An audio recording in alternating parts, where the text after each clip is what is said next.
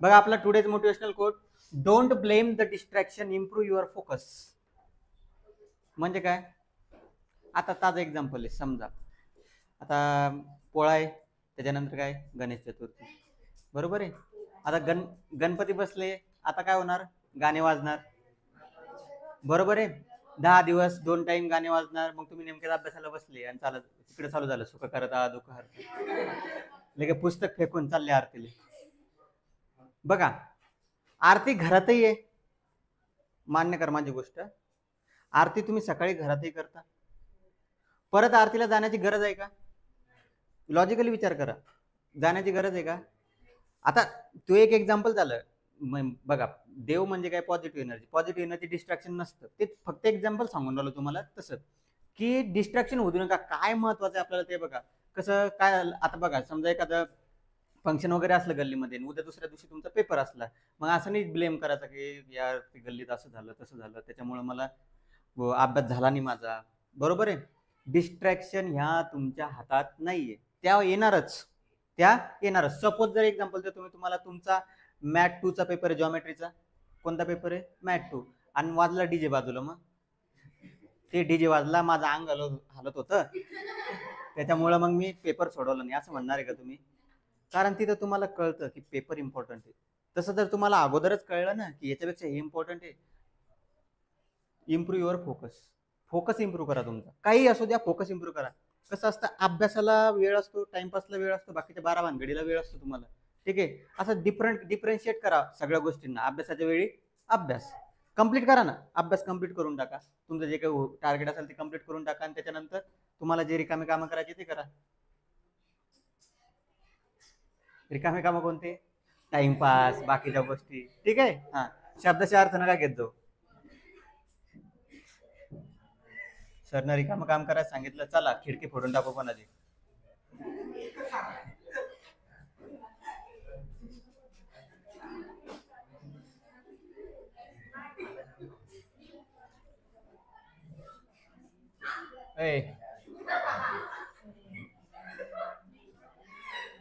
हा बघा,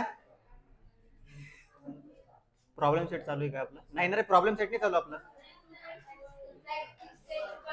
हा बघा, आपले जे ते इकडे लक्ष दे. आपले सर्व एक्झाम्पल झाले. आता आपल्याला वर्ड प्रॉब्लेम घ्यायचे. काय वर्ड प्रॉब्लेम? शाब्दिक उदाहरणं घ्यायचे याच्यावरती बेस, ठीक आहे. तर पहिलं दोनच एक्झाम्पल आज सॉलिड एक्झाम्पल घेऊ फक्त आपण. एक हे ट्रेनवालं आणि एक हे, ठीक आहे. एकदा वाचून घ्या बरं याला. बघा solid example first, page number आहे 51. 50, हा 50. तुम्ही बघून घ्या घरी गेल्यानंतर. आता लक्ष द्या. There is a rectangular onion store house. सगळ्यात पहिले समजलं पाहिजे रेक्टँग्युलर म्हटलेलं आहे. काय म्हटलेलं आहे? रेक्टँग्युलर. बघा प्रत्येक गोष्ट तुम्हाला दिलेलीच असते एक्झाम मध्ये. रेक्टँग्युलर आहे. रेक्टँग्युलर म्हटल्यानंतर माइंड मध्ये आलं पाहिजे दोन गोष्टी. कोणत्या दोन गोष्टी? लेंथ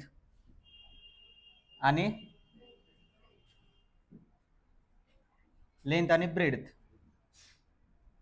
लेंथ आणि ब्रेड्थ, लगेच दोन गोष्टी आठवल्या पाहिजे. पेरिमीटर, परिमिती. पेरिमीटर काय असते? 2 लांबी अधिक रुंदी, बरोबर आहे. दोन दोन रिपीट असतात ना त्या साईड. याच्या समोरची साईड लेंथ, याच्या समोरची साईड ब्रेड्थ. 2 वेळेस असतं म्हणून 2 वेळेस. आणि एरिया, एरिया काय असतो? रेक्टँगलचा आयत. रेक्टँगलचा एरिया काय असतो? आयतचा. काय असतो एरिया? लांबी गुणिला रुंदी, L × B. बस लगेच रेक्टँगल आला की ह्या गोष्टी लगेच लक्षात आलं पाहिजे माइंड मध्ये. काय? पेरिमीटर म्हणजे लांबी अधिक रुंदी त्याची दुप्पट. लांबी अधिक रुंदी त्याची दुप्पट, सिंपल मध्ये. आणि लांबी गुणिला रुंदी हे झालं त्याचा एरिया. आता याच्यापैकी कोणती गरज पडते ते पाहू आपण. The length of rectangular base is more than its breadth by 7. याचं छोटं कोण आहे? लेंथ छोटं आहे का बेस छोटं आहे? सांगा बरं. सेंटेन्स वाचा ना. Length of rectangular base is more. Base is मोर म्हणजे लेंथ काय? जास्त. ब्रेड काय? कमी. मग एक कोणती गोष्ट घेऊन घ्या. आता लिनियर इक्वेशन मध्ये आपल्याला दोन गोष्टी घ्याव्या लागत होत्या. तुम्हाला माहिती XY. इथे एकच गोष्ट असते. का? क्वाड्रॅटिक इक्वेशन 1 व्हेरिएबल मध्ये फक्त. कोणत्या व्हेरिएबल मध्ये? 1. X असेल तर X, M असेल तर M. लिनियर इक्वेशन 2 व्हेरिएबल मध्ये राहते. 2x + 3y, 4a + 5b 3m + 5n, बरोबर आहे. याच्यात व्हेरिएबल किती आहे? फक्त एक. मग एकच म्हणायचं आपल्याला. Solve example first. हा, पेज नंबर 50 लक्षात राहू दे. Late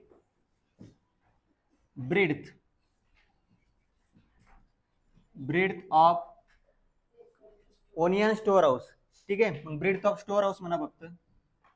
store house is x metre. किती? एक्स मीटर घेऊ. ठीक आहे,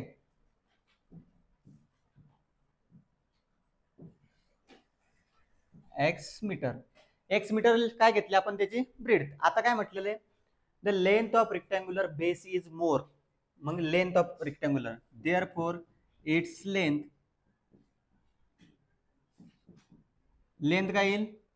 is more than breadth by 7. रुंदीपेक्षा 7 जास्त आहे. रुंदीपेक्षा किती जास्त आहे? 7. त्याच्यानंतर diagonal is more than length by 1 metre. मग डायगोनल, इट्स डायगोनल जो म्हटलेला आहे इज मोर दॅन लेंथ पेक्षा 1 जास्त आहे, म्हणजे x + 7 + 1. मग फायनल किती आला? x + 8 metre. समजलं? म्हणजे काय म्हटलं होतं त्यांनी? ब्रीथ होय x. ब्रीथ किती आहे? रुंदी किती आहे? x. लांबी किती आहे? 7 जास्त आहे. किती जास्त आहे? 7. आणि डायगोनल त्याचा कर्ण लांबीपेक्षा पण 1 जास्त आहे. किती जास्त आहे? 1. तर किती झाला तो? x + 8. आता बस एवढं दिलेलं. Find the length and breadth of the store house. काय म्हटलेलं आता? Find the length and breadth of the store house. आता बघा, या फॉर्म्युलाची कोणत्याच फॉर्म्युलाची गरज नाही आपल्याला. ठीक आहे, का? त्यांनी आता दिलेलं आपल्याला, त्यांनी दिला आपल्याला डायगोनल. काय दिला? डायगोनल दिला. आणि हा तुम्हाला माहित काय? हा राईट अँगल ट्रायंगल. म्हणजे इथं कोणता थेरम लागतो? PQR जर घेतला समजा आपण, तर कोणता थेरम लागतो? Pythagoras theorem. ठीक आहे, म्हणजे डायगोनलचा स्क्वेअर उरलेल्या दोन बाजूच्या स्क्वेअरच्या बरोबर राहील. म्हणजे पॅरामीटर आणि एरियाची फॉर्म्युलाची गरज पडली का आपल्याला? नाही. आता बघा, now bye Pythagoras theorem.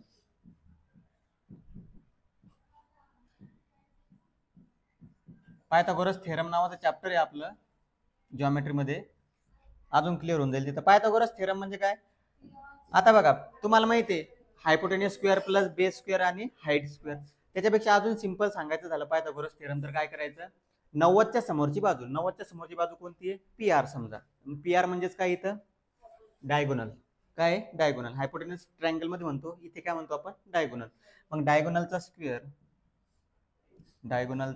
Square उरलेल्या दोन बाजूंच्या स्क्वेअरच्या बरोबर length square plus breadth square. बघा, डायगोनलचा स्क्वेअर उरलेली बाजू लेंथ आणि ब्रेड्थ त्यांच्या स्क्वेअरच्या बरोबर राहील. आता व्हॅल्यू टाका. डायगोनल काय? x + 8चा square is equal to length किती आहे? x + 7चा square is equal to breadth किती आहे? x चा स्क्वेअर. x + 8चा स्क्वेअर a + b चा फॉर्म्युला पटकन.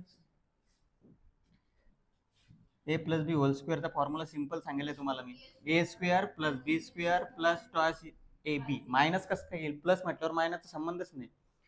भरपूर वेळेस झालेले a + b स्क्वेअर, पहिल्याचा स्क्वेअर दुसऱ्याचा square plus twice ab. Minus असलं तर पहिल्याचा स्क्वेअर प्लस दुसऱ्याचा स्क्वेअर मायनस ट्वाइस ab. ठीक आहे, मग आता पटकन इकडे बघा फॉर्म्युले कसे वापरायचे लक्ष द्या. पहिल्याचा स्क्वेअर x², दुसऱ्याचा स्क्वेअर 64. 2ab म्हणजे काय? या दोघांचा करायचा गुणाकार. 8 गुणिला x 8x. 8 गुणिला x 8x. त्याची करायची दुप्पट म्हणजे काय होईल? 16x. कसं? परत सांगतो. ट्वाइस ab, a आणि b म्हणजे या दोघांचा करायचा गुणाकार, त्याची करायची दुप्पट. या दोघांचा करा गुणाकार 8x, त्याची दुप्पट काय झाली? 16x. मग इथं तो फॉर्म्युला वापरा. काय होईल? पहिल्याचा स्क्वेअर प्लस दुसऱ्याचा स्क्वेअर दोघांचा गुणाकार 7x आणि त्याची दुप्पट 14x प्लस x². ठीक आहे, आता हा एक x² आणि हा एक x² काय झाला? कॅन्सल. ठीक आहे, काय झाला? कॅन्सल. समजलं ना? कारण हा x² तिकडे गेल्यानंतर काय होणार आहे? मायनस. हा एक x आणि हा x आपला झाला कॅन्सल. आता बघा काय केलं, हे सगळे तिकडे घेऊन जायचे 64 आणि 16. आता इकडे काय काय उरलेले? x² plus 14x. ठीक आहे, बघा आपल्याला इक्वेशन तयार करायचं आहे. x² + bx plus C is equal to 0. Quadratic equation आहे तर याच फॉर्ममध्ये इक्वेशन येईल आपलं. मग सुरुवातीला एक्स स्क्वेअरची टर्म घेतली एक्स स्क्वेअर, या दोघांना तिकडे नेते, याला मुवमेंट केली का नाही. एक्स स्क्वेअर त्याच्यासोबत कोण आहे 14x, हा 16x तिकडे गेल्यानंतर काय झाला मायनस, इकडे किती उरलेले 49, हे 64 तिकडे गेल्यानंतर काय झाले मायनस इज इक्वल टू 0. 14 आणि 16 सांगा काय होईल -2x. सांगायची गरज पडली नाही पाहिजे, मोठ्या नंबर मधून छोट्या नंबर मोठ्या संख्येचं साईन, 64 मधून 19 मोठ्या संख्येचं साईन किती -15 इज इक्वल टू 0. इथपर्यंत कोणाला काही डाऊट? लक्ष द्या, हसू नका, समजलं पाहिजे. ठीक आहे.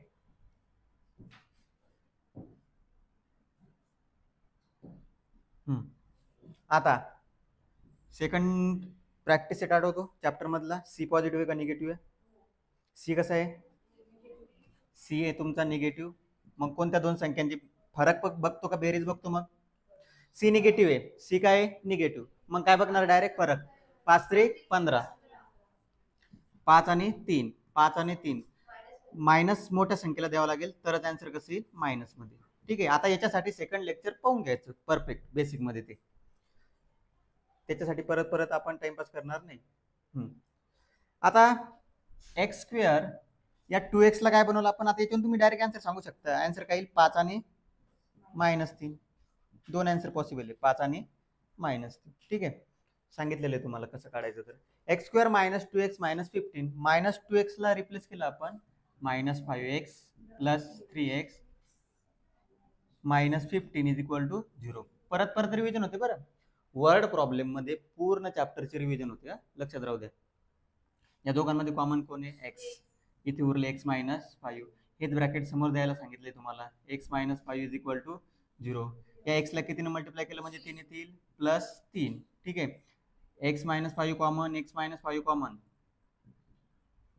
आणि x plus 3 is equal to 0. Fast होत असेल तर अजूनही सांगतो परत 2.2 लेक्चर पाहून घ्यायचं, एकदम स्लो मध्ये येते. इथं आपलं फास्टच राहणार कारण चॅप्टरचे एंडिंग चालू होतं, समजलं ना.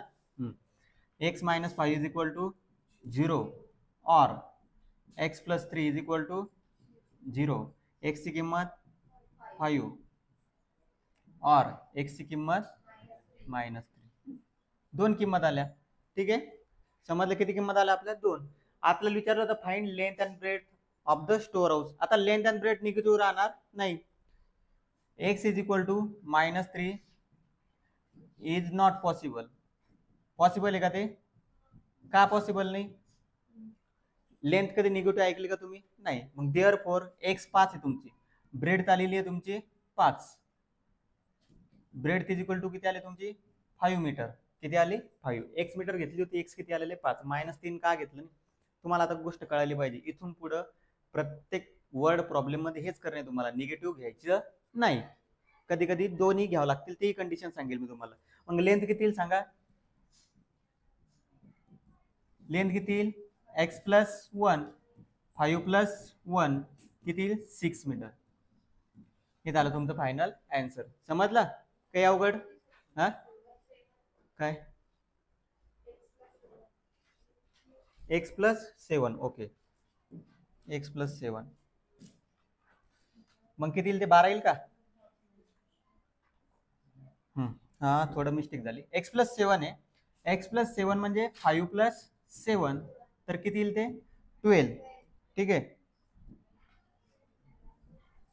12 मीटर. ठीक आहे, घ्या लिहून. बघा आता एक्झाम्पल समजले. आता सॉल्व एक्झाम्पल सेकंड. बघा, टाइम डिस्टन्स स्पीड म्हटलं की एक फॉर्म्युला आठवला पाहिजे, DST. कोणता? DST. काय झालं? डिस्टन्स स्पीड आणि टाइम, हा फॉर्म्युला आठवला पाहिजे. डिस्टन्स स्पीड आणि टाइम.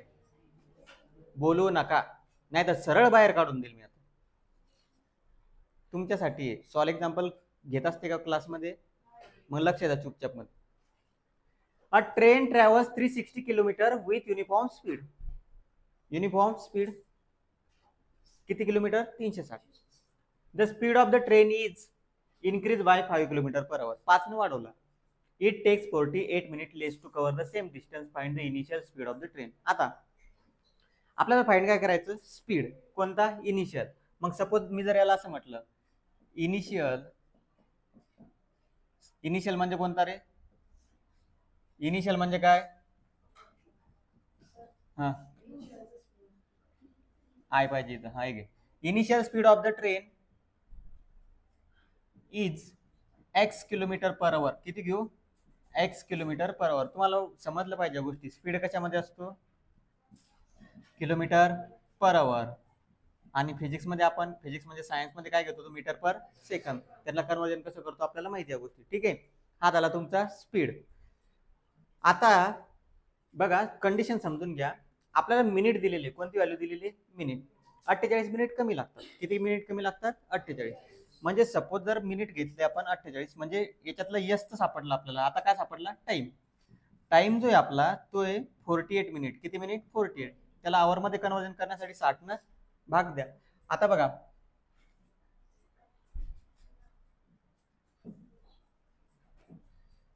आता स्पीड वाढवायचं आहे 5 किलोमीटर. कितीने वाढवायचं आहे, 5 किलोमीटर. डिस्टन्स किती आहे, 60.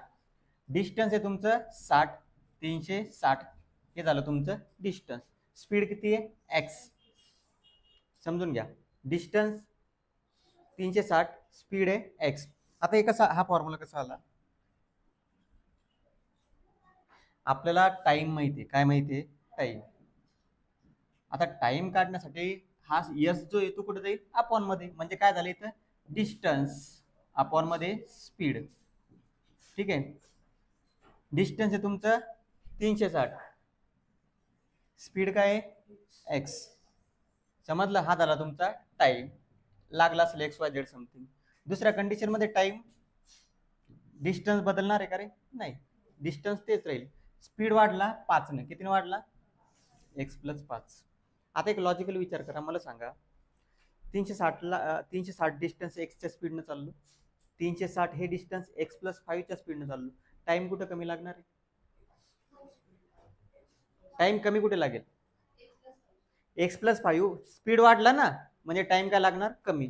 म्हणजे याच्यात एक्स प्लस 5च्या स्पीडनं गेल्यामुळे किती कमी लागले त्याला मिनिट, 48 मिनिट कमी लागले. आता इक्वेशन समजलं तुम्हाला, काय 360च्या स्पीडनं, म्हणजे सॉरी 360 किलोमीटर जाणं आहे, एक्स प्लस 5च्या स्पीडनं चालला आणि पहिले एक्सच्या स्पीडनं गेला. तर या दोघांमधला फरक दिलेला आहे तुम्हाला, किती दिलेला आहे, 48 मिनिट. मग आपला आन्सर काय येईल, from given information, from given information total सगळ्यात कमी टाइम, इथे कमी टाइम लागेल, इथे लागेल जास्त टाइम. मग जास्त टाइम मधून कमी टाइम मायनस केला आपण, बघा हा जास्त टाइम लागलेला आहे, बरोबर आहे. हा लागलेला वेळ, टाइम काढला आपण, काय काढला, टाइम. समजलं, हा लागलेला जास्त वेळ, हा लागलेला कमी वेळ. या दोघांमधला फरक जो आहे तो कितीचा आहे, 48. पण आपण हे सगळे कशामध्ये घेऊन आलो, किलोमीटर पर आवर मध्ये, किलोमीटर पर आवर. मग 48 मिनिटला किलोमीटर पर आवर मध्ये कन्वर्जन करावं लागेल, 48/60. समजलं. आता इथे 360 कॉमन घेतले आपण, तर इकडे काय होईल, 1/x minus 1/x plus 5 is equal to 48/60. किंवा याला भाग देऊ शकता तुम्ही, चालतं भाग द्यायला काही प्रॉब्लेम नाही. 12×48, 12×5 60. म्हणजे किती आलं, फक्त 4/5. किती आलं, 4/5. ठीक आहे. आता एका स्टेप मध्ये 2 स्टेप करतो, लक्ष द्या. एक्स प्लस 5 याला मल्टिप्लाय करा, cross multiplication. X plus 5 into 1, x plus 5. X न 1 ला मल्टिप्लाय करा, मायनस एक्स. आपण मध्ये काय होईल, x in bracket x plus 5.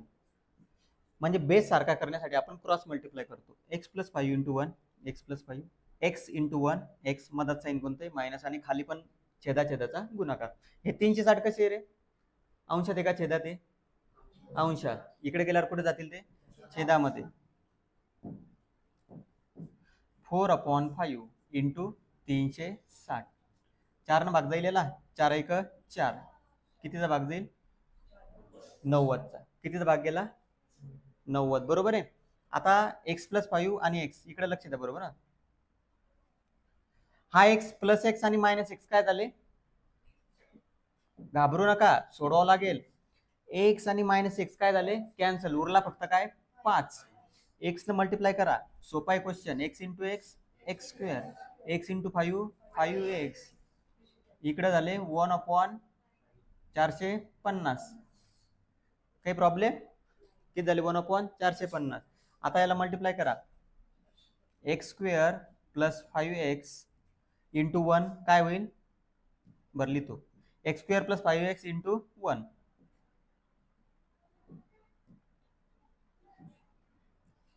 परत बघा, x square plus 5x into 1 आणि 5 गुणिला 450.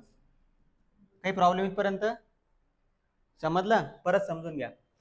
360 डिस्टन्स, पहिला स्पीड होता एक्स. 360 स्पीड वाढवल्यामुळे टाइम काय लागला, कमी. हा जो टाइम लागलेला कमी येतो, किती मिनिट आहे 48. याला भाग दिला 4 आणि 5 ने. 60 कुठून आले कळालं, कशामध्ये कन्वर्जन केलं, तास. 360 बाहेर घेतले, 1/x उरला, -1/x प्लस 5. त्याच्यानंतर केलं क्रॉस मल्टिप्लाय, इकडे पण क्रॉस मल्टिप्लाय, आणि खाली तुम्हाला त्या गोष्टी सांगायची गरज नाही पडली पाहिजे. बेस सारखा करण्यासाठी आपल्याला क्रॉस मल्टिप्लाय करावं लागतं. 8 दुनी 16, 9 1 9, 9 8 72. हाच कन्सेप्ट इथं वापरला आपण फक्त, समजलं. 360 अंशात होते, इकडे आल्यावर काय झाले, छेदामध्ये जिथं जिथं भाग देऊ शकतो मल्टिप्लिकेशन मध्ये पटकन भाग देऊन टाकायचा. 90 गुणिला 5 किती झाले, 450. एक्स मायनस एक्स कॅन्सल, किती उरले फक्त 5.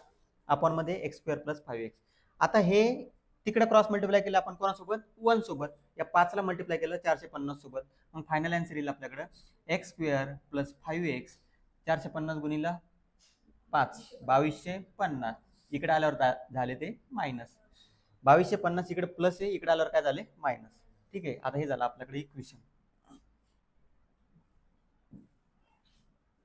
आता तुम्हाला फॅक्टर पाडायचे. त्याचे काय पाडायचे, फॅक्टर. सांगा कोणत्या दोन संख्यांचा गुणाकार 2250 आहे आणि फरक मायनस प्लस 5 आहे. सी कसा आहे रे, सी आहे तुमचा निगेटिव्ह. सी काय आहे, निगेटिव्ह, आणि मधातली टर्म काय, पॉझिटिव्ह. सी निगेटिव्ह म्हणल्यानंतर कोणत्या दोन संख्यांचा गुणाकार सांगा. तुम्हाला इथंच कळालं पाहिजे ते. बघा तुम्हाला एक ट्रिक देतो. इकडे बघा सगळेजण, 450 गुणिला 5 केले गणी, बरोबर आहे. हा 0, 45चा 0 जर 50 ला दिला तर मी, समजून घ्या याच्यावरच आन्सर आहे. हा 0, 45चा 0 पण 5 ला दिला तर किती झाले 50.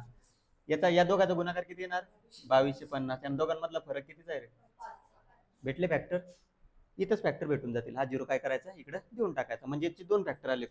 कोणते कोणते दोन आले, एक आला तुमचा 50 आणि एक आला 45. आता आपला जो फरक आहे तो पॉझिटिव्ह आहे, म्हणजे मायनस साइन दुसऱ्या नंबरला द्यावं लागेल. ठीक आहे. दोन फॅक्टर आले 50 आणि 45. आता बघा आपण 5x चे फॅक्टर पाडले 50 आणि 45, म्हणजे आन्सर येईल आपलं x square plus 50x minus 45x minus 2250 is equal to 0. या दोघांमध्ये कॉमन कोण आहे रे, x. X plus 50 as it is. इथून 2x होते, एक्स बाहेर घेतला, इथे 1x होता, फक्त उरले 50. याला घाबरू नका, तुम्हाला इजी सांगतो. एक्स प्लस 50 समोर देऊन टाका, दिले दिले. या एक्स ला कितीने गुणलं म्हणजे -45 येतील, -45 झाला आन्सर. हा एक कॉमन, हा एक common, x plus 50 x minus 45. X ची किंमत डायरेक्ट काढू शकता. एक्स ची किंमत -50 और एक्स ची किंमत 45. मायनस घेतो का, नाही. स्पीड निगेटिव्ह राहील का, नाही. Speed is never negative. Speed negative राहणार नाही. स्पीड निगेटिव्ह राहणार नाही, त्याच्यामुळे -50 आन्सर येणार नाही. आन्सर काय, 45. मग therefore initial speed of train is 45 kilometre per आवर. ठीक आहे. समजला क्वेश्चन. कुठे कुठे चेंजेस आहे तेवढे लक्षात घ्यायचे. हे इक्वेशन तयार करता आलं पाहिजे. ठीक आहे. आणि इथून पुढे फॅक्टर पाडता आले पाहिजे. समजलं. तुम्हाला सांगितलं ना, हा 0 इकडे देऊन टाका, 50 45 ऑलरेडी फॅक्टर भेटून जातील तुम्हाला. घ्या लिहून. झालं